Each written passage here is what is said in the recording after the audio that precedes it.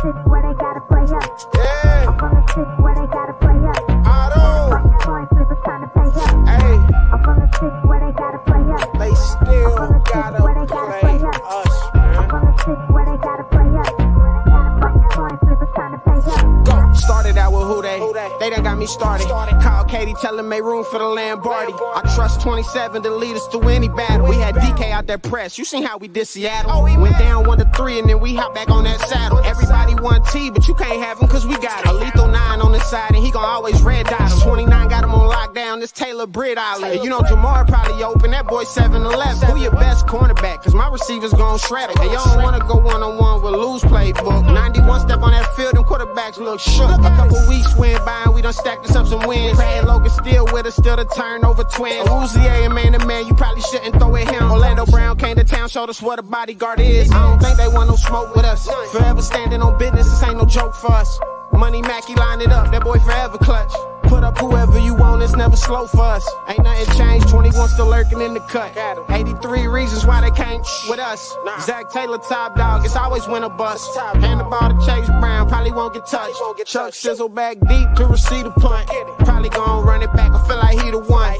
Doing my shuffle on him still, I feel like Icky Woods. Whole line protecting Joe like a tiger should. Imagine having Trent Irwin as your fourth string. If VJ Hill hit you, you feel what that force bring. 1, 2, 3, nah, we need 4 rings. This the jungle, you can't come in here and pull strings. Look close, look how DJ read that offense. Sin Hubbard and Osai, yeah, we all in.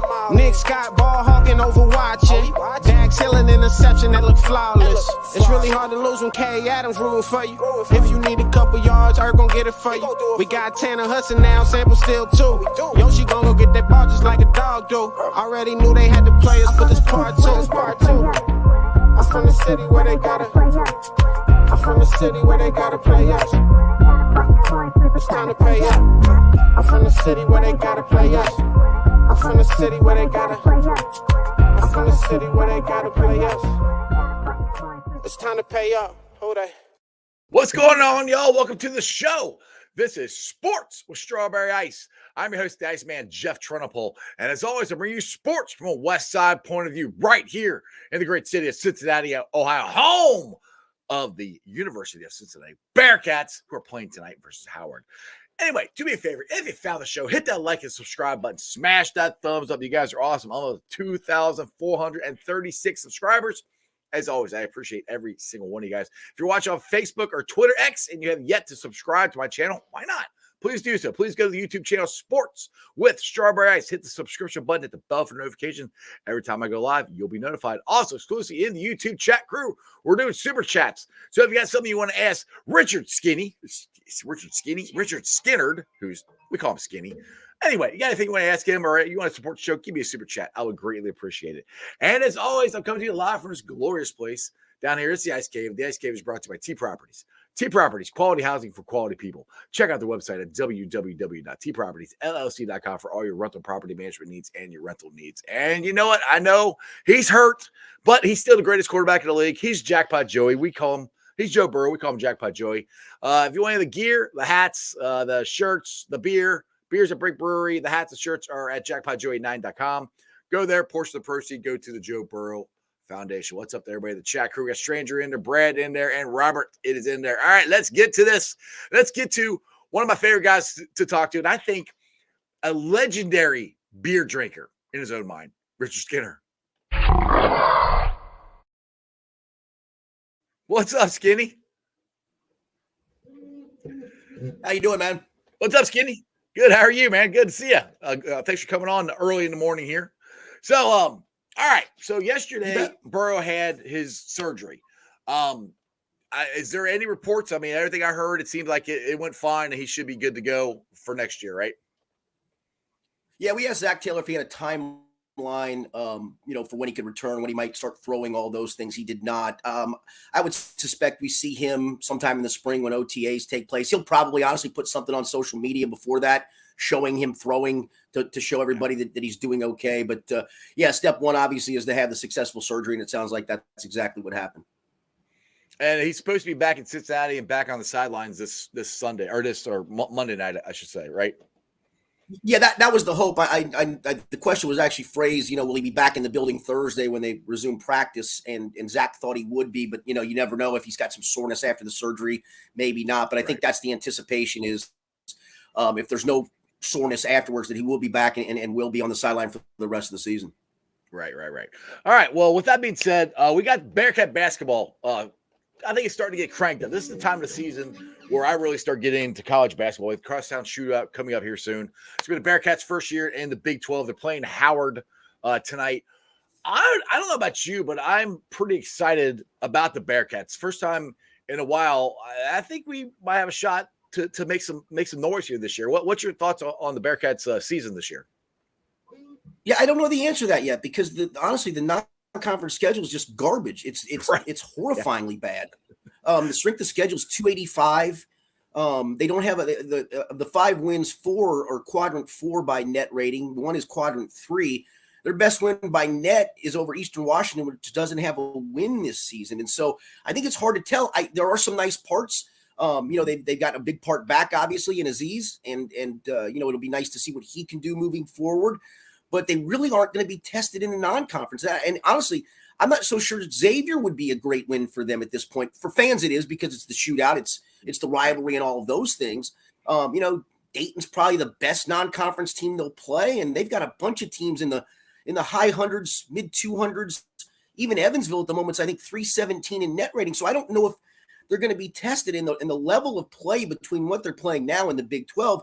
It would be like Elder, playing CHL teams and Miami Valley Conference teams, and you don't know when they step into the GCL South, it's a huge step up in competition. So, for UC, again, there look like there's some nice parts. Dan Skillings, it looks like he's taking a nice jump forward. Seamus Lukosius, after a terrible opener, has been pretty darn good. Dede Thomas has been great. That's been the most pleasant surprise for me to watch play. I think he's been really, really good. But I don't know what they have yet. And I get the excitement. 5-0 is better than 3-2. But with this schedule, I just don't know. Even if they run the table in the non-con and they go to the Big 12 undefeated, I don't know if or if we know what they've got yet, even if they dominate some of these teams. Yeah, and it's funny. I kind of feel the same way because, well, I'll say this because at the beginning of the college football season, I was like, after we blew these teams out, Eastern Kentucky and we beat Pitt and all this stuff, I'm like, we might not be that bad. And then we started playing Big 12 and we got our asses handed to us. So I'm agreeing with you. I'm like, I think the talent is there to be a good team, but like you said, we don't know. And with Aziz back, now that's a big get back because that was one thing that was concerning me is him and I'm the other guy that he's Jamil Reynolds. A hard time getting. Thank you. He was slipping I've been up since 1:40 this morning, so my brain's a little fried right now. Those are the ones that I thought we had to get at least one of them back, especially going into the Big 12. Now, what is the status of the other one? Are they still trying to appeal it, or where are they at on him? Yeah, I'm interested to see if when push comes to shove, they don't lawyer up, and that seems to be the way to get some of these through is when you threaten to lawyer up. That's when the NCAA rules that they're going case by case. Kentucky's trying to get a big man from overseas eligible, and he's not eligible yet. It's a different circumstance. These guys were obviously transfers, two-time transfers. So, yeah, we'll see what happens with Jamil's case. But to your point, I do think it was important to get at least one of them back. I don't think you could have gone into the Big 12 and competed at all with the size and length in the league with Victor Locken and whatever else you would throw in there. It's just look, Victor's he's made improvements. I will give him that, but I just don't think defensively he would be able to handle the size and brute strength of the Big 12 inside. I think now it gives him a chance, and you saw it the other night, it gives him a chance to probably step out on the floor a little bit more and maybe become a stretch 4 instead of a post 5. And he's very foul prone, as we saw even last year in the American Athletic Conference, and maybe this limits him from a foul perspective. It's going to mean he's going to have to probably guard a quicker guy out on the floor, and maybe that becomes a handicap, and maybe UC has to do some more zone stuff if they're playing a couple of bigs. But to get Aziz back, it at least gives you a fighting chance with a big in the Big 12 to compete with some of the length that's in that league, because there are some real dudes inside. Right, exactly. That was my concern. I'm like, if we don't get one or both these guys back, I'm like, I won't say I lost hope, but I was like, I don't know how this is going to be. I actually think, again, it's hard to say this with all confidence because of who they play, but the talent at our guard position, I think, is the best that Wes Miller has had so far. And if you get into the Big 12 and into the NCAA tournament, it really comes down to guard play. It seems like the teams who have the best guard play are the ones that go the farthest here. What are your thoughts on the Bearcats guard? Which, I mean, I know, like you said, it's kind of hard to decide that right now for what you see, but I guess talent wise and by the numbers, where do you think they are as far as the guard talent goes right now? Yeah, like I said, I think Day Thomas has been great. He was a guy that you didn't know a lot about coming in, and he's taken the reins and really run the team. It's allowed you to bring Jizzle James along probably a little bit slower, which is a good thing. That's not necessarily a bad thing. And Dan Skilling's, the jump that it looks like he's made is significant and gives you some length on the wing and gives you a slasher and a scorer. And so those are really big time things. And you're right. I mean, my favorite team in the country right now, and they're so talented at so many positions, is Purdue. And Rick Roaring and I on the podcast that we do together, he did make a good point. I mean, it feels like Purdue flames out in the tournament because of their lack of guard play. Right. That is troublesome. So yeah, maybe these guards can carry them to some wins in the Big 12. You would certainly hope that what you're seeing from them is at least scratching the surface. But like I said, across the board, it's going to be hard to tell until they really face BYU in that Big 12 opener and then the teams they play in the Big 12. I mean, it's funny. You start looking at a Big 12 schedule, you go, well, they're good. They're really good. Oh, that team's great. Oh, that team's good. That team's really good. Oh, that team's great. I mean, it's a gauntlet. Yeah. Right. And I mean, honestly, when people say the Big 12 could be the best basketball conference in the nation, that's not stretching the imagination there. That's an extremely good conference. Yeah, there's no question. I mean, listen, you can go, and again, you'd have to have, and I think that's going to be the disappointing part. If UC somehow muddles its way to 8-10, which I think would be a significant jump in the Big 12. In a lot of years, if you did something in the non-conference, that would get you in the NCAA tournament. Because you were going to pick up some quad 1 wins and at worst some quad 2 wins along the way. But if you go into the conference with, no quad 1 wins and maybe a quad 2 win, it puts a lot of pressure on what you would have to do. But it is a league that you don't have to go 13-5 or 14-4 or 15-3 like you did in the American to scratch the surface of getting into the NCAA tournament. You can go an 8-10 in a certain year if you do something in the non-conference and put yourself in the conversation. And I think moving forward, and I get what Wes did this year. I think he was trying to build confidence, especially with a new roster and a lot of new parts. I would hope moving forward he finds 3 to 5 tougher non-conference games that can get you a quad 1 or quad 2 before you go in the Big 12 and get tested. And I'm sure he will. Again, I don't like their schedule, but I do understand why he did it.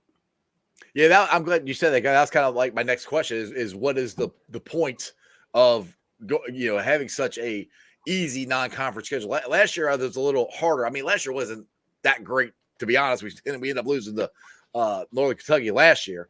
And that was kind of so that was my question is like, because especially going into the Big 12, it would be nice if you had 1 or 2 more higher quality opponents on there to get themselves ready. I understand. And my fear is Skinny. I don't want them being overconfident. Like, oh, we're blowing these guys out, yada, yada, yada. And they go in there and, they get their head kicked in the first game against the Big 12 against BYU. And that's what concerns me with it. But I mean, as far as the talent goes, I think we got a talented team that we can compete in the Big 12. I mean, as far as talent goes, do you think that, am I off bases there? Yeah, no, it is a talented team, but again, the depth of talent and the talent that's in the Big 12. We're talking about NBA level guys, and some teams with 2 and 3 NBA level guys. And it's just a big jump up. And listen, again, when you're in the American, you had to schedule up just simply because in the American, unfortunately, the flip side of it is you didn't get a chance to get as many quality wins as what you would now get in the Big 12. So there is that balancing act, and I'm sure they will find that moving forward. Like I said, I do understand why Wes did what he did this year. The last thing you needed was to get beat up in the non-conference and go 5-7 and then go, 6-12 and suddenly, the fan base is really down on you. So I get it. I just hope it pays off for them and does maybe give them a confident shot getting into the Big 12. Now my big question is, can we beat Houston this year? Because I hate Houston. I want to beat them so bad. I'm so tired of losing to them. Yeah, they're us. Houston is the Go ahead. Yeah, Houston is the one. Yeah, Houston is the one team that did have guys on their roster that have proven they can win NCAA tournament games, and I think is more Big 12 ready. I think they're proving that already this year. Again, they haven't really played a tough schedule at the moment, but they've got some proven guys, and I think that's the one difference. I don't think UCF does. I don't know if BYU does, although BYU's off to a really good start. I don't know if they do, and those are obviously some of the new teams that came into the league with UC. So, we'll see. But I do think Houston's among the better teams in this league for sure. So I guess how are you feeling? I don't cover UK very much here, but I know you're a UK alum, and so how are you feeling about the Wildcats this year? Do you think they have a shot of doing anything this year? Again, they've only been tested once, and that was by Kansas, and they got pushed to overtime at home by St. Joseph's. It's a team that is playing a different style under John Calipari. They're kind of playing 5 out there. They don't have any. They have 3 7-footers that aren't playing at the moment. 2 because of injury, and then the one Big Z, the Croatian, who's trying to get eligible. They're hoping to get Aaron Bradshaw, the highly regarded 7-footer, back here maybe in the next week or so, and it'll be interesting to see how they integrate him because they may have to change a little bit of what they're doing. But it has been a fun team to watch. They certainly can score it. They're shooting more threes than they've shot in a while, and they're making as well. But they, again, outside of the Kansas game, and they were up 14 on Kansas, let it slip away, lost by 5. As we tape this, they have a really good test tonight on Tuesday night at Rupp Arena against Miami, which made the Final Four last year, not Miami of Ohio, but Miami Hurricanes. So that'll be a good test. So we'll see what they're made of tonight. It is at home, and that certainly helps, but it'll be the second best opponent they've played. Exactly. Now we'll get the question in the chat here. Brad M here says, do you think Dayton would be a quad 1 or quad 2 game? Yeah, probably quad 2, I would think, when all is said and done, because Dayton will probably get dragged down a little bit when they go into the A10, and that would be at least that one would probably be a quad 2. Xavier would be, because it'd be on their court, that might even float to a quad 1. So you get a chance to get a couple of those, and you have to get them. I think that's the pressure of that, right? I do think UC is better than Xavier, but you're playing them on their court. Rivalry game, we know that a lot of things can happen in rivalry games. It puts a lot of pressure to get wins in those 2 games, and literally means you probably do have to run the table in the non-conference. Jackpot Joey here, I guess he's talking about Vic. He says the Russian kid looks like Igor from the Habs family. Victor, big Victor. Yeah. So, all right. So we talked about the Bearcats there. Now, I do want to get some Reds conversation here. Yesterday, it came out that I call them the Tweety Birds. The St. Louis Cardinals signed Sonny Gray, which a lot of Reds fans were kind of hoping that we would resign him. Where are you at on the Reds? Do you think they are going to sign or trade for a big name starter, or are they just going to try to get somebody who could be the 5th starter to try to eat up some innings to help these young guys along? It's a great question. I would hope that they, maybe Sonny Gray was outside the pocketbook a little bit, although it shouldn't have been. If you look at the payroll for this coming season, the highest paid player at the moment is Joey Votto, who you paid a $7 million buyout to. Yeah. The next highest, and it's an annuity tied to it and all, but it's always a great running joke. The next highest is Ken Griffey Jr., who hasn't played in how many ever years. So you should have plenty of payroll flexibility. The fans did come out and support you last year. Again, maybe 25 mil is outside, 25 mil a year because it was 3 years and 75 mil that Sonny signed for. It probably should have been outside that payroll, but to your point, to your question, I do think they need to sign somebody for the top of the rotation. If that means that, suddenly Hunter Green's a number 2 and Graham Ashcraft's a number 3, and, God helping that Nick Lodolo comes back and he's a 4 and Andrew Abbott's a 4. I mean, it would knock a bunch of young guys down a peg, and that's not a bad thing. No. I just would hope, again, I do hope they find something starting pitching wise. Even if it is a bottom of the rotation guy, because I do think they need to add to the rotation. They certainly need a bullpen arm or 2. But, here we are trickling into December and no movement yet. And I know, spring training's a bit away, but it doesn't seem like there's a whole lot of movement there. And maybe they'll surprise us. Maybe they do something before Reds Fest this weekend. Yeah, I mean, there really hasn't been a whole lot of movement in general. I mean, not in major baseball. No, so, right. I mean, I'm not to the point where I'm worried yet. I mean, even I go back to 2020 when Kathleen decided to spend a whole bunch of money. It really didn't happen until like the end of December, January, and like February is when we had started signing people. So I for some reason, it just seems like it keeps getting later and later, before things really start happening in major baseball in the offseason anymore. Because it used to be like right before the winter meetings, and the winter meetings, that's when a lot of stuff happened. Then it kind of slowed down. Now it seems like it's kind of the winter meetings and then beyond. That's when things happen. Now, yeah, my I think question it's guys letting to see. Yeah, I was gonna say, I think it's letting teams letting to see who blinks first. Right. My offers here, their offers there, offers being played against each other. Who blinks first? And I think that's to your point why this stuff gets kicked down the road a little bit. Now, I heard a rumor yesterday, and I would be okay with this. Is the in the rumors, who knows if they're actually true or not, or how much truth there is to. But Glasgow from Tampa Bay, that they are looking for a major league ready starting pitcher.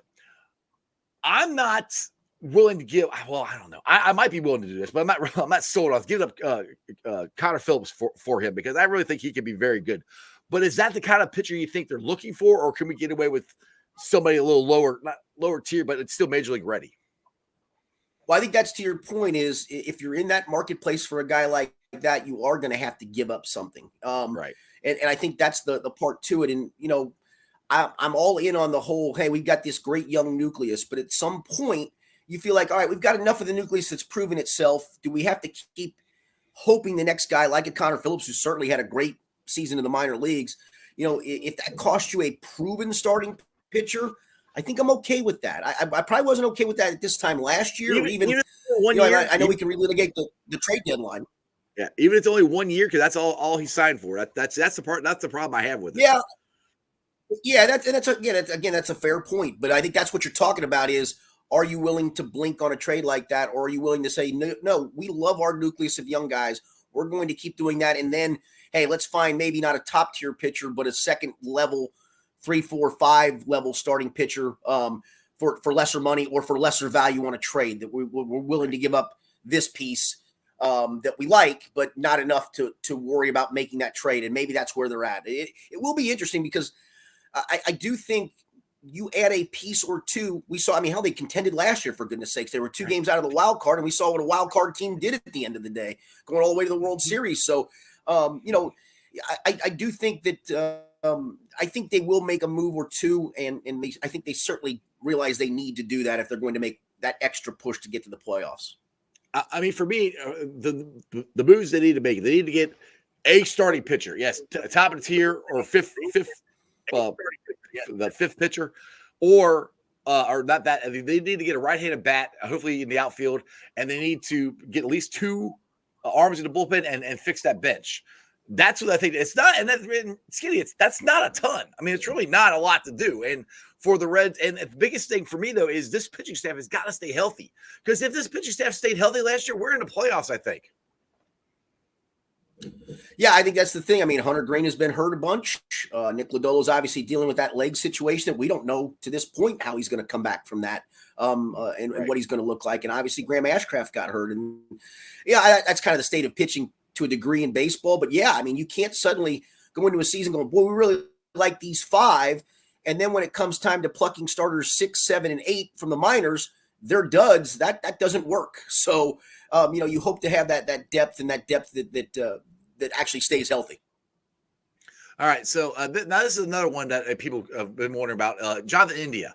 I personally, I don't think I think they want to trade him. That's what I think. I don't know if they'll get something for him. Do you think he's coming back next year, or you think they're trading him?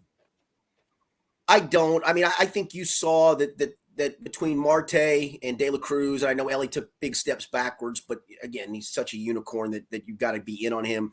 And starting with Matt McClain, that there's your second base, shortstop, third baseman, in whatever form they decide to do that. And I still don't know what form that would be. I guess it's possible if you decide, Ellie's defense at shortstop isn't good enough, and you want to maybe move him to the outfield. At that point, then McClain goes back to short, and you get India back. I do think this team missed a lot of what Jonathan India brings when he was out, and that was that stage where they kind of were in the playoff hunt, and then between him and Jake Fraley being injured and out, they kind of fell off and didn't make the playoffs. So I do think he's a valuable piece, but the question is, do they believe that they will slot him in the starting lineup? And then if not, then to the point of the trade, what will they get back? Now, my question is, and this is what I'm kind of hoping happens. Arroyo, the shortstop in the minor leagues, they say his defense is ready already. It's his bat that they have to get better.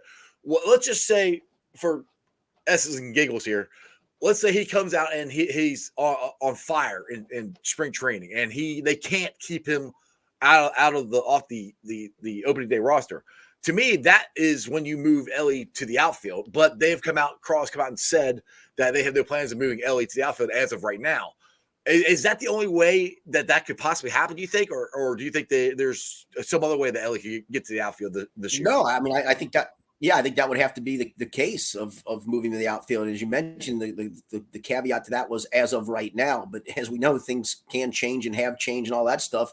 Ellie was he played some third in the minors, played between third and short, but it looked like he was going to be a shortstop. And honestly, I'm not so sure his best position in the infield is in third base.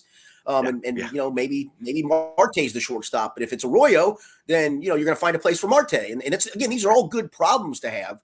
But yeah, I think the whole trickle down of it is when you make those decisions, what do you do with Jonathan India? And at that point, if you can get something of quality back, and it won't be anything stunning of quality back, but if you get something of quality back, then I think you pull the trigger. Well, the thing is with India, I don't know where else you could play him, because I don't think his arm is strong enough to play third base, and it's sure as hell not strong enough to play the outfield. I don't think he's not fast enough to play the outfield. So that's where I'm like, second base is about the only place. Maybe he doesn't hit for power enough. And maybe left field. That could be. I mean, that's probably the only other position. Go ahead. Yeah, I just think you're at the stage with him of he's kind of a man without a position at the moment. At that point, then I think you do have to look to move on and get whatever you can of value for him. Yeah, exactly. All right, got our question here to comment. They want to get back to UC football here real quick. Tara Harris said, want to talk about UC football. He wants to get a new coach. They got one win in the Big 12. I've said this, that you got to give a coach 3 years, but one win and getting your ass handed to you every single week was really rough. My opinion, Skinny, is if he has another bad year next year, he's probably gone. Where are you at on Saturday? Yeah, I don't know about. I mean, there's a big buyout there, and I think that's what stands in the way of some of these things. I mean, it's easy to say move on from the guy, and I would ask fans that want to move on, right? Are you guys going to pony up the money to help pay the buyout? And I think that's the danger of it. The disappointing part would be that if you, let's just say he does have another bad year, they have another bad year. And hopefully that's not the case. Hopefully the transfer portal helps fix some of the things that ail this team, specifically the quarterback spot. But if it is another bad year and you look and go, okay, we're going to keep him because we can't afford the buyout. If you're 3 years into this and you've dug yourself a hole in the Big 12, when and how do you climb out of that hole? And I think that's the tough spot you're in at the moment, for sure. Yeah, people ask me, when they hired him last year, are you excited about it? I said, no, I mean, not really. I mean, I wasn't down on him. I was like, well, I don't know. And I told people this. I said, it's kind of the way I felt when Fickle got here. And people looked at me like I was crazy. I was like, well, when Luke Fickle got here, he was a failed head coach at Ohio State. Yeah, he had a defense coordinator, but he wasn't Luke Fickle, the head coach for UC. He developed into that. So I was always giving Satterfield, a shot. But I'm still giving him a shot because I still think it's hard to make a decision on a guy after 1 year, especially with how I think they had 39 new guys on the team or something like that. I mean, it's a lot of new faces, new coaching staff and everything. So it's really hard to get all that to mesh your first year and going into a new conference. So there's a lot of stuff working against him. To me, he's got to make some progress. And to your point, the quarterback is the big one that we have to fix. Our running game actually worked pretty well this year. It's the quarterback play was not good. That's where. Go ahead. Yeah, I was say that the quarterback play was bad, and I was never an Emory Jones guy from Jump Street. I saw him play at Florida enough times to not think very highly of him, and I'm sorry he got booed. That's unfortunate because I do think he seems like a nice kid and he tried and all those things. The thing that was disappointing was the defense, because I really thought the defense was going to keep them in games. And not only did it not keep them in games, as the season went along, it just got bulldozed. And that was the disappointing part to me. I mean, if the defense had been better, I think you could have relied on the running game even more, because to your point, it was really effective this year. Chandler here says Satterfield was worse than Tommy Tuberville. This guy has no future as a head coach. Maybe he follows Tuberville into politics. Yeah, and that's why the hire was an odd one. That's why the hire was really weird. Louisville was looking to move on from him, and you kind of gave him a lifeline at an important time in the program where you were going into a new conference, a conference that obviously we know is really, really good, that there are very few cupcakes on the schedule. Sadly, for the rest of the league right now, they look at UC as the cupcake on the schedule.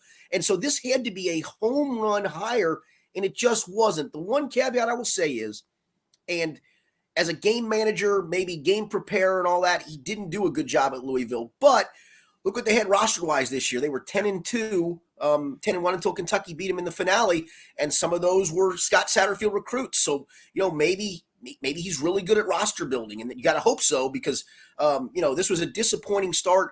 The difference between him and Fickle coming in was Fickle took over a mess from Tuberville, and that gave him a grace period. And very quickly he ramped that up into what we saw that team become and play in the playoffs.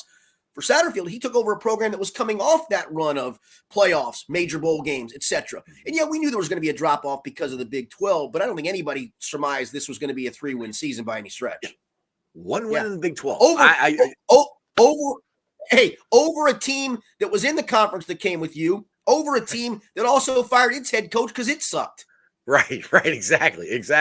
And that's where I was surprised with the move. I thought we would go get somebody, a young coach, up and coming. Like, that's been the formula for Bearcat football. And I hate when I get into this conversation, people are like, well, that makes UC a stepping stone.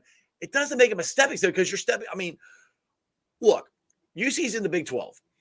There are always going to be coaches that want to leave and go to Notre Dame and go to Ohio State and go to these bigger football schools. It's just the way it is. They have the history. They have that we don't. I mean, and that doesn't make us a stepping stone school. That's just a fact of life. That's the way it is. Yes, exactly. So it's just the way it is. Anyway, Skinny, you've been on for 30 minutes. Go ahead. No, I was going to say, and to that point, when you're in the Big 12 now, you are on par with some of these schools from a financial standpoint. And so, yeah, could there be an LSU one day or a Texas A&M or, a Wisconsin that can offer ridiculous money? Sure. But now that you're in the Big 12, those teams are less and less. And so I think moving forward, you're not completely on par. Not everybody is. I mean, Mark Stoops almost left Kentucky for Texas A&M, probably for more money or at least maybe similar money. So yeah, there's always a school or two out there that's going to have more than you, but at least you now have the ability to compete a little bit better financially. Yes, exactly. So we just got to get the right guy in there. And I don't know if we have him or not. So, but well, at least we have that. I've never covered this because I have tried my hardest to get into soccer, and I watch it and everything. I still have a hard time understanding the game and everything, but the season that FC is having is unbelievable. They're 2 wins away from winning the MLS Cup, I think it is, or they already won that, whatever the championship is. Yep.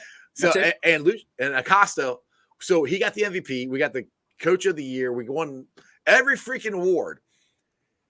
Would it be such a Cincinnati thing to make it all the way, or make it to the 1 win away from going to the championship game and not make it? That's such a Cincinnati thing. I'm not saying it's going to happen, but damn it, it's like everything's pointing to we're going to win, and Maybe this is the sport that ends that curse, right? Maybe this is the one that blows the cap off of that.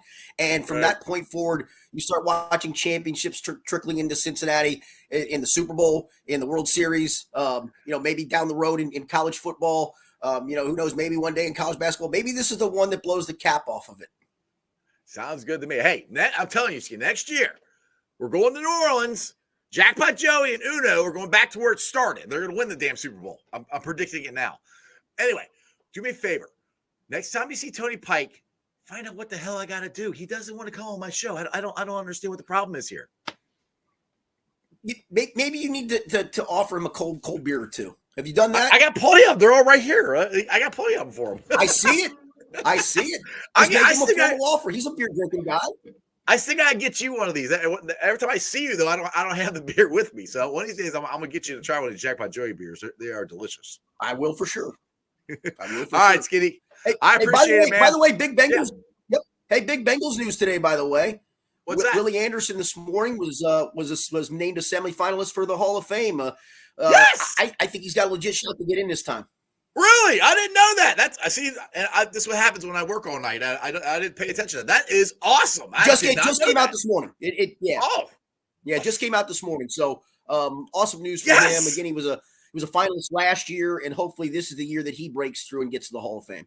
Yes. Now that's what because this is, if I remember right, last year when they did that for Ken Riley, I remember having Ken Riley the second on my show, and he was pretty much like, yeah, he's almost a shoe in. They would have been shocked if he didn't get in. So not saying that same thing for Willie, but that is awesome. That which I'll tell you this. I'm surprised because I was hesitant and worried that they wouldn't put Bengals in back to back.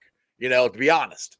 Are you surprised that it actually happened because Ken Riley got in last year? No, I think it always feels like baby steps. So, like one year he's a semifinalist, and last year he was a finalist, and now he's a semifinalist again. And I can almost tell you he'd be a shoe-in for a finalist. And then at that point, you kind of nudge your way into the conversation where he obviously got to a spot where he was very much in the conversation to make it. It feels like, he's taken baby steps along the way, and this is the last step. Now he's a semifinalist again. Likely going to be a finalist again. At that point, I would hope that this is the time he gets in. I look at the rest of the field; it's a good group of semifinalists, but I do think if you're going to go, and they use it anywhere from 4 to 9 that get in, he's got to be one of those, in my opinion. I think he will be. That would be awesome. So we got to get him in. Then we got to get Ken Anderson, and we got to get this guy in, Corey Dillon. That's the next one. I'm not next one. I would be honest with you. To your point about Corey, it was a great story, obviously, in The Athletic this summer where he was mad about not being in the Bengals Ring of Honor. And I truly don't think – I think he's another 4 or 5 years down the road for that. But I do think he's got a clear case for the Hall of Fame, not only for what he did in Cincinnati, but kind of capped it off with what he did in New England with a 1,600-yard year and a Super Bowl ring. And look at all the numbers that he put up. So it's a weird thing. I don't think he's one of the guys I would vote into the Ring of Honor in the next couple of years. He'll be in eventually. And so I know he's mad about that, but I do think he's right to have a case about being in the Hall of Fame. I think he is an absolute Hall of Famer, and I'm stunned that he's not been in the discussion for it. Absolutely. If you, well, I did a video on it, but if you look at his numbers compared to Jerome Bettis, they're the same. I mean, if Jerome Bettis is in, and the funny thing is, some people, I'll have this argument with people saying, I think Corey Dillon should be in. He goes, well, he doesn't have the ring. I'm like, yes, he does. He got it in New England. So he's not. Yes, he does. Yeah. He's got it in New England. So he's the all-time leading rusher for Cincinnati Bengals. He's the single-season rusher for the New England Patriots, and he won the Super Bowl. And I'll tell you this: if he's on that undefeated team, they go undefeated and win the freaking Super Bowl again. If you ask my opinion, if Corey Dillon's on that team. Yeah, to the point of getting the ring, too. It wasn't like he was up there as just a short yardage back at the end of his career getting a couple hundred yards. He was a big part of the reason why they won the Super Bowl. So, yeah, I mean, that was kind of like should have been the cherry on top for him. So, to the point, yeah, I'm with you. And I do it every time because I still think he was the best cornerback in Bengals history. And I'm glad Ken Riley's in. But Lamar Parrish was the man. There's not even an that dude was I agree with you. Well, like you said before, the reason Ken Riley got all those interceptions because they didn't throw it to Lamar or at Lamar, I should say. So, but yeah. So, it's incredible. Yeah, and I hate this. I'm getting sick and tired of the argument. Well, they're a Bengal. Joe Thomas got in, and Joe Thomas didn't win shit. Sorry, but he didn't. He didn't win a damn thing, and he got in as soon as he could. So I don't want to hear this. Well, he's on a losing team. These guys aren't in because they're on losing teams. Bull crap, because that you just blew that out of the water by putting Joe Thomas in. And as somebody who grew up in the era of the 70s, going to Bengals games, and those were my teams as a kid growing up. I mean, those were great teams for a chunk of the 70s. Unfortunately, they went up against arguably the greatest dynasty in football history in Pittsburgh. In Pittsburgh, look at all the guys on those teams that got in the Hall of Fame. And the Bengals, at many times, were arguably the second best team in the AFC and maybe the second best team in the NFL in those eras. They just, unfortunately, had to be in the same division with Pittsburgh. Well, the thing is, too, is they didn't have as many playoff teams. I mean, if they had the playoff format that they have now, the Bengals would have been in a ton of times, and who knows what would happen then. Correct. We could have won our Super Bowl back then. But if I remember right, you only got in by division winners. That was it. It was just division winners, right? Three division winners and one wild card. Yeah, that was three division winners, one wild card. That was it. Yeah. So, I mean, that's right there. That's where we can have this argument all day long. I try to tell people this, that the Bengals weren't very good in the 70s. Bullshit. Yes, they were. They were very good in the 70s. At the end of the 70s, yes. The answer, yeah. at the end of the 70s, they weren't very good, but they went to the playoffs in 70, Right. 73, 75, and arguably the 76 team was the best team they had in that run, and went 10-4 and didn't make the playoffs. They might have went 10-4 and didn't make it. Right, 10-4. That's that. I'd take that this year. I wish, but that's not going to happen for us this year. That's the other argument I have for Ken Anderson. He not only, and I always have this argument for him is Dan Fouts is in. All right, Dan Fouts again didn't win shit. Ken Anderson led the league in back-to-back years in 2 different decades. Ken Anderson actually went to a Super Bowl. Ken Anderson actually won an MVP. Why in the hell is Dan Fouts in there and not Ken Anderson? Nobody can ever answer that for me, Skinny. I ask that question all the time. That's the guy I compare him to. I'm like, it's just like comparing Jerome Bettis and Corey Dunn. Jerome Bettis is in there. Why isn't Corey in there? I mean, they're the same. Anyway, I'll drop myself. And I would tell you, I'll be honest with you, and Dan Fouts would make a case for Ken Anderson too, to be honest with you. Yeah. I agree with that. I just it's all frustrating. But anyway, that's great news. That it sounds like Willie Anderson is getting in. We're starting to break the door down. That is awesome news. You've been on longer than you said you'd be on. I appreciate it. Tell everybody where they can follow you at, what you got going on at Local 12. Yep, certainly daily Bengals coverage at local12.com. We got all kinds of other stuff. In fact, the Hall of Fame story, Willie Anderson's up this morning as well. I'm going to write a piece this afternoon. Brian Callahan and Zach Taylor talking to them yesterday, kind of reviewing Jake Browning's performance and what they can do to maybe help him even more moving forward. I thought the kid did okay. He was not a disaster. To be honest with you, I don't think he was the reason they lost that game. We could talk about that for another hour. But yeah, those will all be up at local12.com. Well, I do have a question for you though, real quick before I let you. Sorry, I don't want to don't need to keep you here, but everybody is upset saying and acting like the backup quarterback should be a plug and play. If you take Patrick Mahomes off the Kansas City Chiefs, do you think they would go into they would beat Pittsburgh at home? The way Pittsburgh's defense was playing. Yeah, could you win a game or two with that guy? Sure. Could you beat Pittsburgh at home? Sure. Would you win a ton of games? And it is funny because that's what you got to pony up for the backup quarterback. Nobody does. Some of the teams that have what would be considered quality backups, those are guys that were high draft picks that flamed out. In theory, they're – I mean, I think the Jets thought, okay, hey, Zach Wilson, we're going to let him sit and watch. And unfortunately for him, he got thrown back in the mix again. Right. And he proved to not be a quality backup. There's an old saying in this league: if you got 2 quarterbacks, you ain't got any. And that's just it. You're not spending a lot of money on a position that you may not need. And yes, you may need that guy in the season, but at the same time, you just can't pay everything. And so, again, I thought Jake Browning did fine. He's a backup guy. Look, Josh Dobbs has won games as a backup quarterback this year. The Browns are back to, PJ Walker because of injuries. There's no quality backup quarterbacks in this league. There really aren't. The 49ers, you can argue, got lucky last year that Brock Purdy became Brock Purdy. Nobody thought he was that guy. That's why he's the last guy in the draft, for goodness sake. So sometimes you have to get lucky as well. Yeah. And they did. They got lucky, and the kid's very good, and now he's their starter. So, just – It is hard because you just can't have 2 great quarterbacks. You can't. Yeah. I've gotten an argument with so many people on the show like, oh, we got to spend money on a backup quarterback. I'm like, if Joe Burrow goes out for any length of time, the season is over. Okay? And honestly, even if we make the playoffs with Jake Browning, we're not going to go win the Super Bowl. I mean, so that's where I'm just like, it doesn't really matter. I mean, you need your backup quarterback really needs to be able to come in if Burrow is out for a series or 2 and keep the team going. That if you're relying on him to win the rest of these games, you're delusional. That's just not the way this works. It's hard. And can you please explain to me the AJ McCarron love? Well, I mean, I've heard that I don't know how many times. Because we've seen him do it, I guess, and I love AJ McCarron. He's one of my favorite guys to have ever covered. But I mean, listen, they've invested 3 years in Jake Browning. He got snaps in training camp. He got reps in training camp. A.J. McCarron probably has not taken a single rep with the first-team offense in practice. The backup quarterback doesn't do that. That's what he is now. Hell, he was the third-team quarterback before that, so I guarantee you he didn't take any reps. Mm-hmm. So you need to fully see and fully vet Jake Browning. I think fully vet him because you've invested time in him. Right. They like him. I mean, this is not lip service. They like him. You don't have to like him as a fan, but they like him. They trust him. You don't know what they listen. AJ McCarron started all of 5 games in this league. And listen, I think it was great the year he came in for he wasn't great, but he was Wait, serviceable. I was like, was he great? For Andy Dalton. Yeah. Yeah, almost led him to a playoff win. No, you're right. He was serviceable. But I think it's one of those ones where fans have seen him before, and that's about it. Because he almost won a playoff game. He made one throw. One throw. It was a great throw. It was a great throw. It was a great throw. That's it. I think everybody forgets this.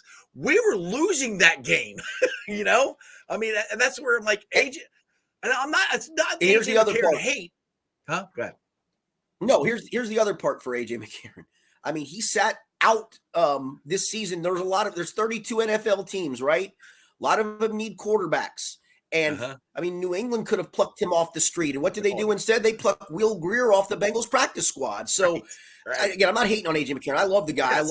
I love covering the guy. When he was the starting quarterback for a period of time, it was refreshing how he was in press conferences. But he's not the answer. Yeah, and again, it's not AJ McCarron hate for me. It just drives me nuts with Bengals fans, probably football fans in general. The backup quarterback is always better than the guy that's starting or whatever. Well, why don't we do this? It's kind of like when everybody wanted to know, like, why is Joe Burrow playing at the beginning of the year? Why don't you put Jake Browning in?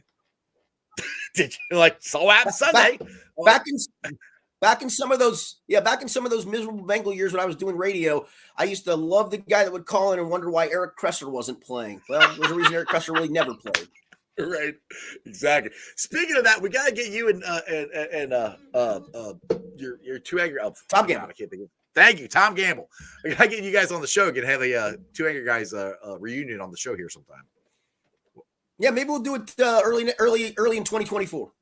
Sounds good to me, Skinny. All right, buddy. Appreciate you. Been on longer than you gave me time for. I appreciate you, all man. Good. You take it easy. You bet. Take care. You too. See you. Bye. All right, guys, go follow Skinny. He is an awesome dude. Like I said, seriously, he is a just sports knowledge dude. He just said all that stuff off the top of his head, all the numbers he said for the Bearcats, all these. He just knows the stuff. That's why I love listening to him. I can talk to him all day long. So I appreciate you guys. I know I'm on early today. Somebody said I couldn't sleep. Like, no, I had to go to work early. It's peak at UPS. So I had to be at work at 1:40 a.m. So I'm going to go take a nap. But I will be back on later on today.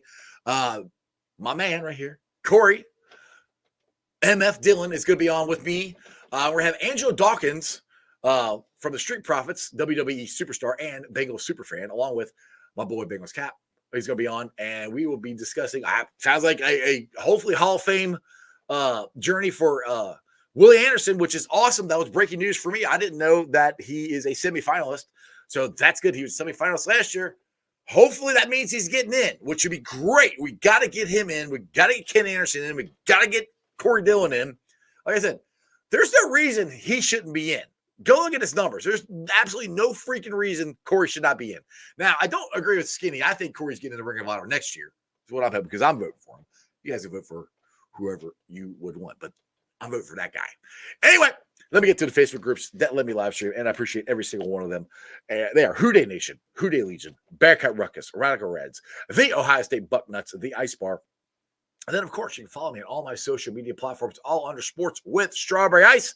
I'm on Facebook, Instagram, Twitter X, and TikTok, and Threads.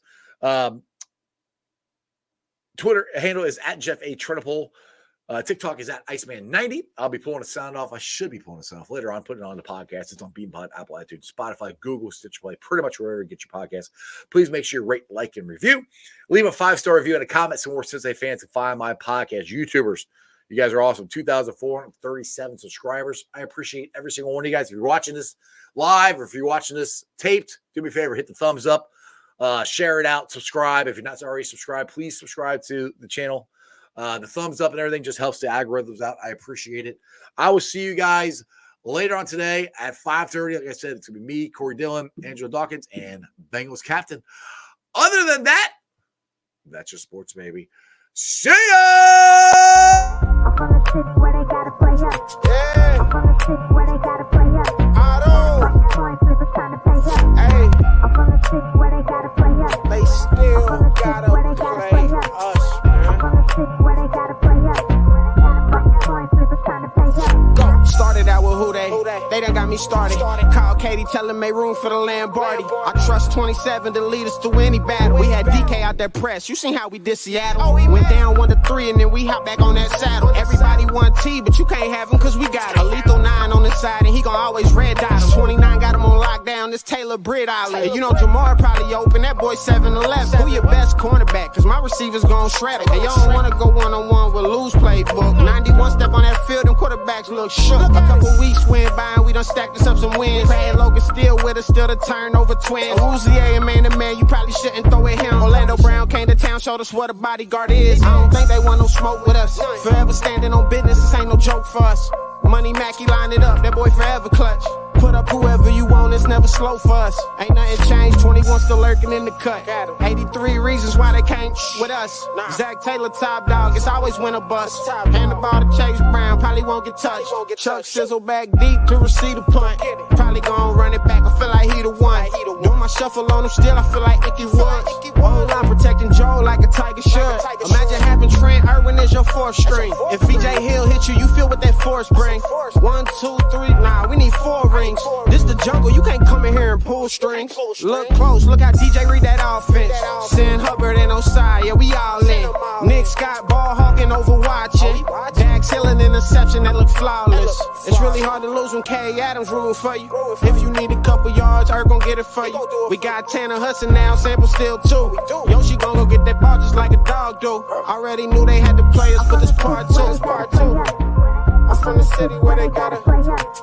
I'm from the city where they gotta play us. It's time to pay up. I'm from the city where they gotta play us. I'm from the city where they gotta. I'm from the city where they gotta play us. It's time to pay up. Who they?